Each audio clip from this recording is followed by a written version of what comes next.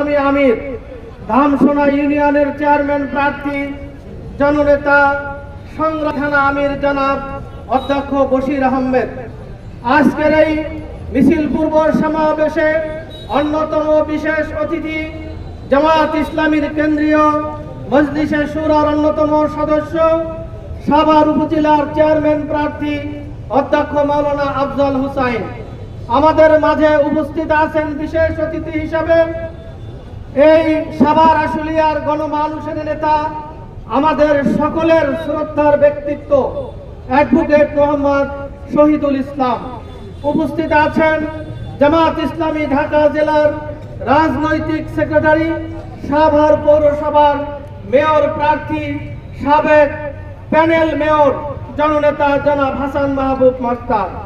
উপস্থিত আছেন ঢাকা জেলার সহকারী সেক্রেটারি, ধামরাই উপজেলার ভাইস চেয়ারম্যান প্রার্থী জনাব শাহাদাত হুসাইন এবং কর্মপরিষদ সদস্য সাভার ভাইস চেয়ারম্যান প্রার্থী জনাব লুৎফর রহমান মোল্লা সহ এই থানার নেতৃবৃন্দ, সম্মানিত ভাই এবং বন্ধুগণ, সম্মানিত সাংবাদিক বৃন্দ, আইন শৃঙ্খলায় নিয়োজিত সদস্যবৃন্দ, সম্মানিত এই বাংলাদেশের বিভিন্ন জায়গায় গাড়িতে বসা তার জন্মস্থানে বা এলাকায় যারা যাত্রা শুরু করেছেন, সম্মানিত আশুলিয়াবাসী, আজকের এই দিনটি আমাদের জন্য একটি হৃদয় বিদারক দিবস। কি বলেন?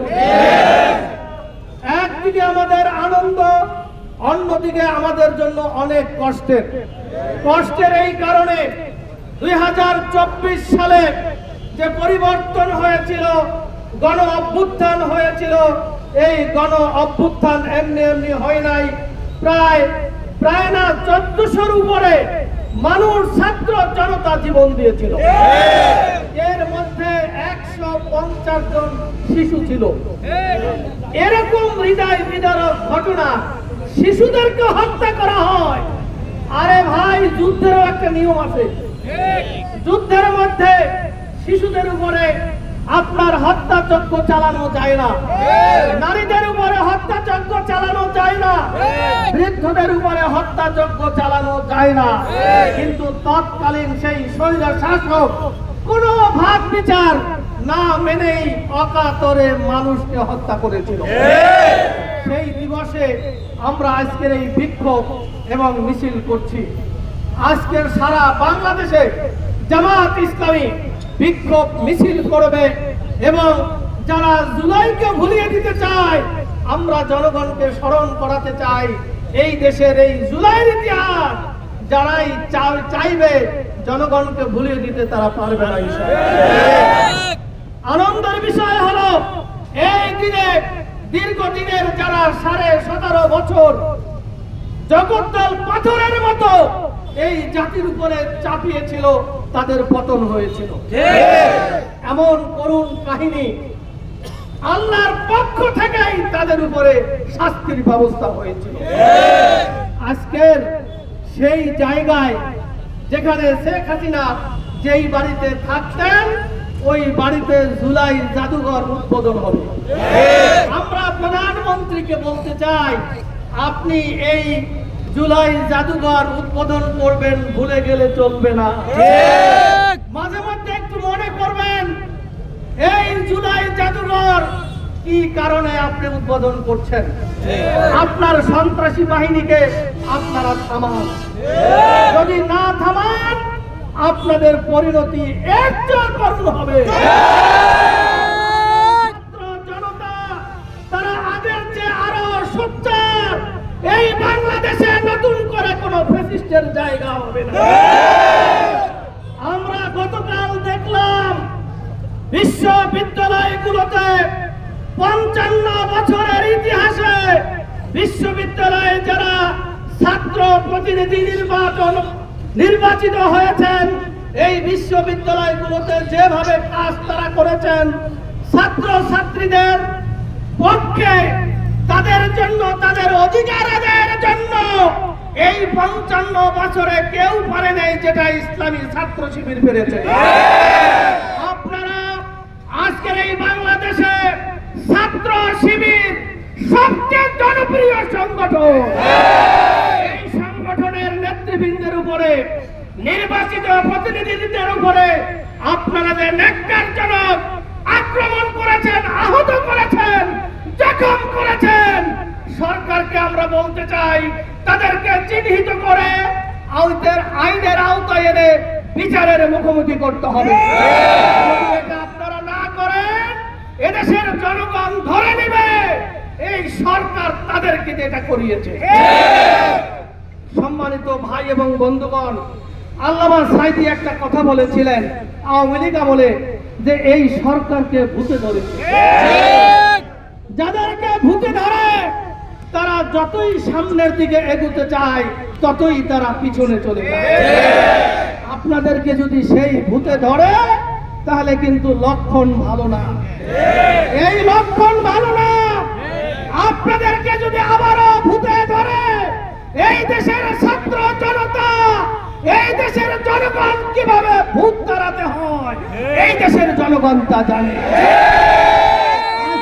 2 বছর পূর্তি উপলক্ষে এই তারিখে যাদের পতন হয়েছিল সেই কথা স্মরণ রেখে আপনারা সরকার পরিচালনা করুন। এই দেশের জনগণ জামাত ইসলামীকে ভোট দিয়েছে এই দেশের দায়িত্ব গ্রহণের জন্য। আপনারা ষড়যন্ত্র করে আপনারা সরকারে এসেছেন। আমিরে জামাত ডাক্তার শফিকুর রহমান বলেছেন, জনগণকে বলেছিলেন যে আপনাদের কাছে আমরা ক্ষমা চাই। জনগণ আমাদেরকে ভোট দিয়েছিল, এই জনগণের ভোটের ফলাফল ছিনতাই করে বিএনপি ক্ষমতায় এসেছে। আমরা বুকের ভিতরে অনেক কষ্ট নিয়ে এই সরকারকে মেনে নিলাম। যেভাবেই হোক ক্ষমতায় এসেছেন, আপনারা সরকার চালান, ভালো করে চালান। আপনারা জনগণের বিরুদ্ধে যাবেন না। জনগণের বিরুদ্ধে গেলে এই দেশে কেউ শান্তিভাবে দেশ পরিচালনা করতে পারে না, আপনারাও পারবেন না। সুতরাং আজকের এই দিন থেকে সরকারকে শিক্ষা গ্রহণ করতে হবে, কারণ এই দিনটা হলো ওই দিন 24 সালের এই দিনে শেখ হাসিনা তার ওই বাসভবনে রান্না করা খাবার রেখে ভারতে পালিয়ে যেতে বাধ্য হয়েছে। এটাই আল্লাহর শাস্তি, এটাই আল্লাহর শাস্তি। যারা জনগণের সাথে বেঈমানি করে তাদের ফল ভালো হয় না। আমরা এই 24 সালের ছাত্র জনতার রক্ত, অনেক ত্যাগ কোরবানির বিনিময় বাংলাদেশের যে পরিবর্তন হয়েছিল, এই দেশের জনগণ, ছাত্র জনতা এখনো সেই আকাঙ্ক্ষা পোষণ করছে। আপনারা যদি সেই আকাঙ্ক্ষা বাস্তবায়ন করতে না পারেন, আপনারা জনগণের কাছে ক্ষমা চেয়ে এই সরকার থেকে আপনাদেরকে বিদায় নিতে হবে। আর যদি না নেন, আপনাদের করুণ পরিণতি হবে। সম্মানিত ভাই এবং বন্ধুগণ, আমাদের মিছিল হবে, যেহেতু রাস্তায় অনেক গাড়ির একেবারে জাম, এই কারণে আমরা এখানে সমাবেশের পরে যতটুকু সম্ভব আমরা লোকাল দিয়ে মিছিল করব, কারণ এই দিনটা আমাদের জন্য খুবই জাতীয় জীবনের গুরুত্বপূর্ণ দিন। এজন্য আমি আবারও আমাদের সাংবাদিক বৃন্দ, সম্মানিত ভাই এবং বন্ধুগণ, যারা এই গাড়িতে বসে কষ্ট করছেন, এটা রাস্তার জ্যাম। আমাদের এই সমাবেশের কারণে কোনো জ্যামের সৃষ্টি হয় নাই। এটা রাস্তার, যেহেতু আজকের ছুটির দিন, অসংখ্য মানুষ তার গ্রামের বাড়িতে যাচ্ছে, গাড়িও অনেক রাস্তায়, যে কারণে এই জ্যামের সৃষ্টি হয়েছে। এরপরেও আমরা এই যারা গাড়িতে বসে আছেন তাদেরকে আমরা বলতে চাই, এই বাংলাদেশটি আমাদের সকলের, এই বাংলাদেশ আমাদের সকলের। এই বাংলাদেশে কোন স্বৈর শাসকের আর কোন জায়গা বাংলাদেশে হবে না। ঐক্যবদ্ধ হয়েছে জামাত ইসলামীর নেতৃত্বে, আগামী দিনে এই বাংলাদেশ পরিচালিত হবে ইনশাআল্লাহ। দেশবাসীকে আমরা আহ্বান জানাবো, আসুন আমরা সত্যের পক্ষে থাকি, ন্যায়ের পক্ষে থাকি, ইনসাফের পক্ষে থাকি। আমাদের এই প্রিয় বাংলাদেশকে আমরা সুন্দর, সুখী, সমৃদ্ধ একটি বাংলাদেশ গড়ে তোলবার জন্য ঐক্যবদ্ধভাবে আমরা ভূমিকা পালন করি। আল্লাহ হাফেজ। বাংলাদেশ জিন্দাবাদ, বাংলাদেশ জামাত ইসলামী জিন্দাবাদ।